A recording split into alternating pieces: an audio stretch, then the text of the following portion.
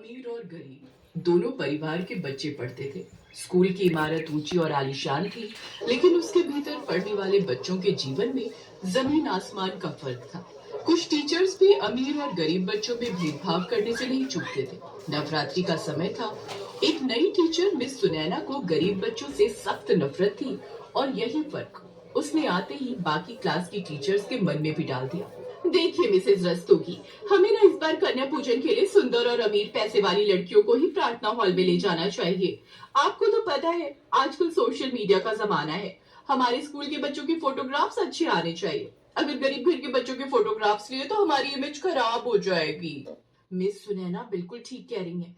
कल सुबह कन्या पूजन के लिए हम अच्छे अच्छे पैसे वाले घरों के बच्चों को ही ले जाएंगे। कल हम सभी को ध्यान रखना है। इससे प्रिंसिपल मैडम को भी अच्छा लगेगा। गरीब बच्चों को इसमें शामिल करने का कोई मतलब ही नहीं है। उन्हें कल क्लास में ही रहने देंगे।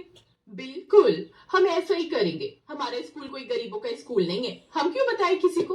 वैसे भी ये जो थोड़े बहुत बच्चे एडमिशन लेकर हमारे स्कूल का नाम खराब कर रहे हैं। सभी टीचर्स ने सोच लिया था कि अब अमीर स्टूडेंट्स ही कन्या पूजन में बैठेंगे, गरीब स्टूडेंट्स का कन्या पूजन नहीं होगा। और ऐसा ही हुआ।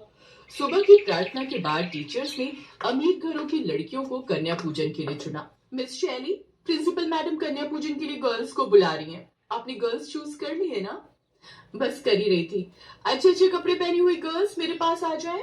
पैसे वाले घर की अमीर लड़कियां मिस शैली के पास आकर खड़ी हो गई। ये देखकर गरीब छात्राएं जो अपनी बारी की उम्मीद कर रही थी मायूस हो गई। एक गरीब बच्ची माला अपनी सहेली सीमा से बोली, सीमा, हमारे साथ ऐसा क्यों हो रहा है? क्या हम कन्या पूजन के लायक नहीं हैं? शायद हमारे कपड़े अच्छे नहीं हैं, इसलिए मैडम जी ने हमें कन्या पूजन के लिए नहीं कहा। गरीब छात्राएं क्लास में ही बैठी थी। तभी प्रिंसिपल मैडम जब कक्षा में पहुंची तो उन्होंने देखा कि कुछ गरीब बच्चियां सिर झुकाए चुपचाप बैठी थी।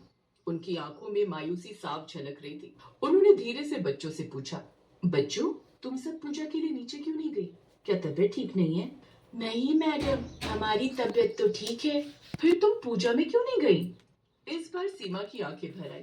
उसने कांपती आवाज में कहा, मैडम, टीचर जी ने कहा है कि हम कन्या पूजन में नहीं जा सकते क्योंकि हम गरीब हैं। उन्होंने कहा कि अच्छे कपड़े पहने हुए अमीर बच्चों को ही पूजा में बिठाया जाएगा।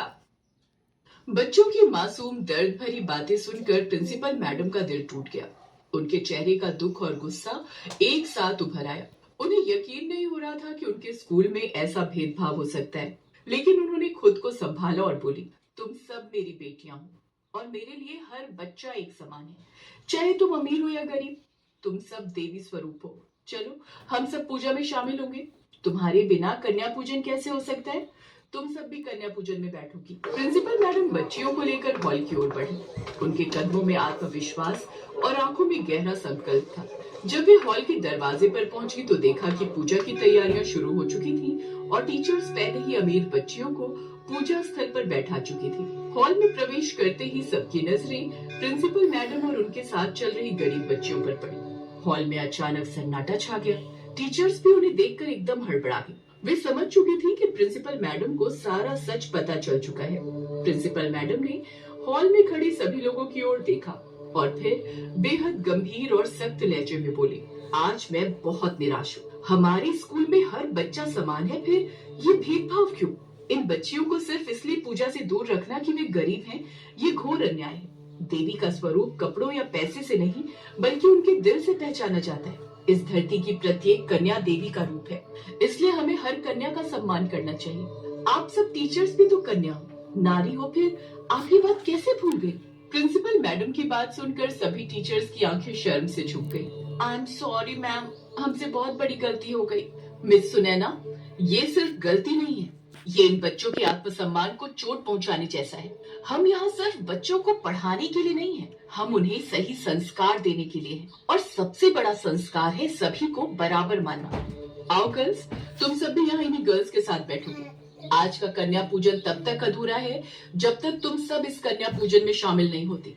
अब सारी टीचर्स आगे आई और उन गरीब बच्चियों को भी अमीर बच्चियों के साथ बैठने में हेल्प करने लगी। इसके बाद प्रिंसिपल मैडम ने पूजा की शुरुआत की। जैसे ही पूजा शुरू हुई, पूरा माहौल बदल गया। गरीब बच्चियों के चेहरों पर मुस्कान लौट आई थी और हॉल में सभी ने महसूस किया कि आज का सच्चा पूजा का भाव इन्हीं मासूम बच्चियों की सच्ची खुशी में है। याद रखो, हमारे लिए तुम सब एक जैसे हो। हर बच्ची हमारे लिए एक समान है। यही हमारे गर्ल्स स्कूल की असली पहचान है। बच्चियों ने प्रिंसिपल मैडम को धन्यवाद दिया और गर्व से घर लौट गई। उस दिन का कन्या पूजन न केवल बच्चों के लिए बल्कि सभी टीचर्स और स्टाफ के लिए एक महत्वपूर्ण सीख बनकर रह गया।